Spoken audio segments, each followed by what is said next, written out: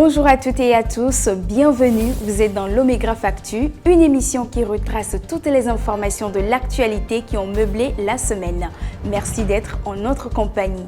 Au sommaire, l'ouverture de la deuxième session ordinaire de l'Assemblée nationale, la journée nationale du partenariat public et privé et la tournée du ministre en charge de l'enseignement technique et de l'artisanat pour constater le déroulement du CFA. Ouverture de la deuxième session ordinaire de l'Assemblée nationale, les élus du peuple ont fait leur rentrée parlementaire mardi dernier. Ils ont à l'agenda 13 projets de loi. Une cérémonie solennelle a marqué l'événement sous la présidence de Madame Digbori Yawatiegan. C'était en présence d'une délégation gouvernementale conduite par le ministre Gilbert Bawara ainsi que des représentants du corps diplomatique. La présidente de l'Assemblée nationale a exprimé son engagement pour maintenir les efforts en cours. Au cours de cette session, outre l'examen de la loi de finances exercice 2024, d'autres projets de loi vont également remplir notre calendrier.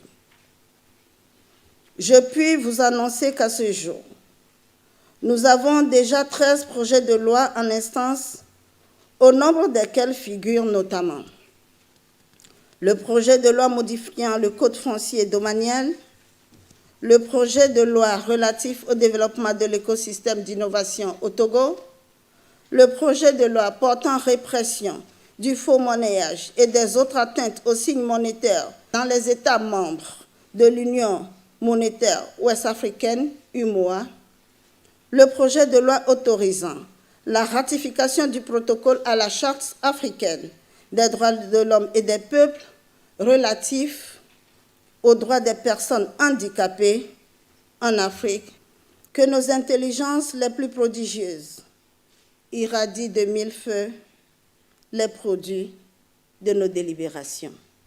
Le comité de concertation État-secteur privé a organisé le 5 septembre 2023 la première édition de la Journée nationale du partenariat public et privé à Lomé. Les membres du gouvernement ont échangé avec les acteurs du secteur privé autour du thème « Secteur privé, moteur de transformation structurelle de l'économie togolaise ». On a beaucoup parlé du secteur privé aujourd'hui. Il n'y a pas de secteur privé performant sans une administration de qualité. Et j'ai envie de dire merci aussi à notre administration. Pour nous qui venons du secteur privé, je pense que nous avons une administration de qualité et qui continue à s'améliorer de manière continue. Je voudrais à cet effet rassurer nos partenaires du secteur privé de la détermination du gouvernement à jouer pleinement sa partition dans l'apport des réponses objectives, concrètes aux différentes sollicitations exprimées à cette rencontre. Le ministre en charge de l'enseignement technique et de l'artisanat, Eke Kokou-Odin, a effectué une tournée mercredi dernier pour constater le bon déroulement de l'examen du certificat de fin d'apprentissage CFA à Lomé et à Dalavé dans la préfecture de Zio. Nous avons fort heureusement constaté que l'effectif des candidats continue de grimper. En 2021, nous avons enregistré 39 000 et quelques candidats. En 2022, nous avons enregistré environ 40 000. Et cette année, nous avons 41 700 candidats enregistrés, ce qui témoigne de la vitalité du secteur de l'artisanat et de l'apprentissage. Nous constatons heureusement que la jeunesse se lance de plus en plus dans l'apprentissage et que les parents comprennent la force de l'artisanat et encouragent et appuient leurs enfants à aller à l'apprentissage. C'est ce que nous saluons au nom du gouvernement et nous souhaitons que cela puisse encore aller plus davantage.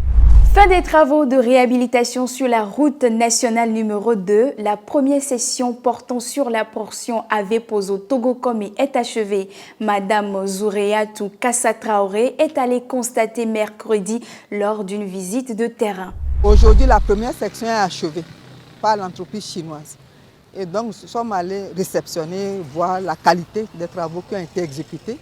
Et nous avions constaté effectivement que les travaux sont bien exécutés. Il y a des caniveaux d'assainissement, les trottoirs pour les piétons et l'éclairage public. En dehors de la voie qui a été exécutée en 2x2 voies, il y a eu des aménagements connexes qui ont concerné la construction de la maternité au CMS de Guadjomé, dotée même d'un logement pour les sages-femmes.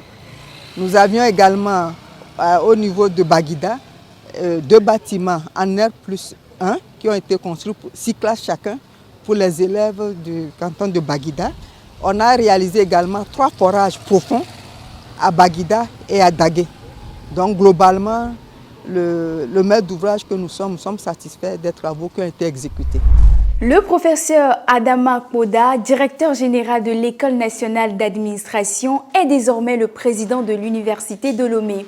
Après 7 ans à la tête de l'UL, professeur Komlan Dodi Kokoroko a passé ses charges à son successeur mardi dernier à Lomé. L'université d'avant 2016 est très loin aujourd'hui de l'université de 2023. Et certainement, celle que le professeur Podar, le président Podar incarnera, sera certainement meilleure à celle qui lui est aujourd'hui léguée. En dehors de tout ce que le président Kokoroko a construit du point de vue infrastructure, du point de vue académique, du point de vue de la recherche. Je pense, pour ma part, que nous allons construire sur ce que tu as déjà bâti.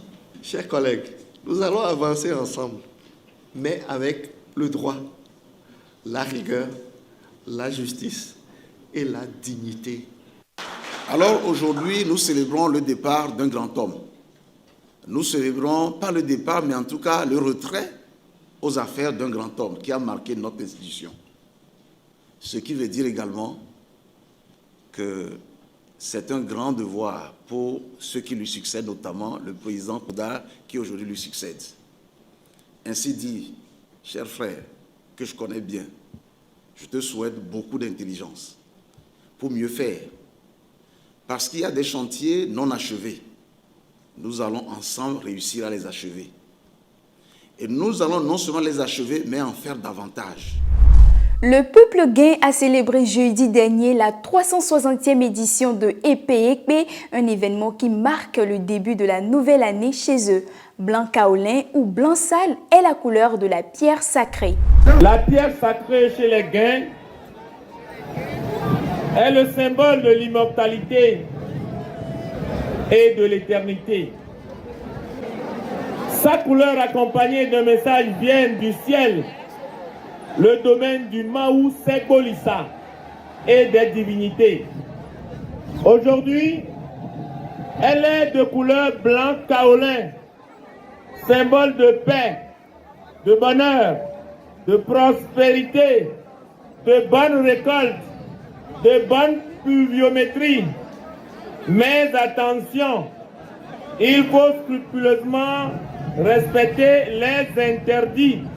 Nous sommes arrivés à la fin de ce numéro de l'Omégraphe Actu. Merci à vous de nous avoir suivis. On se dit à très bientôt. Au revoir.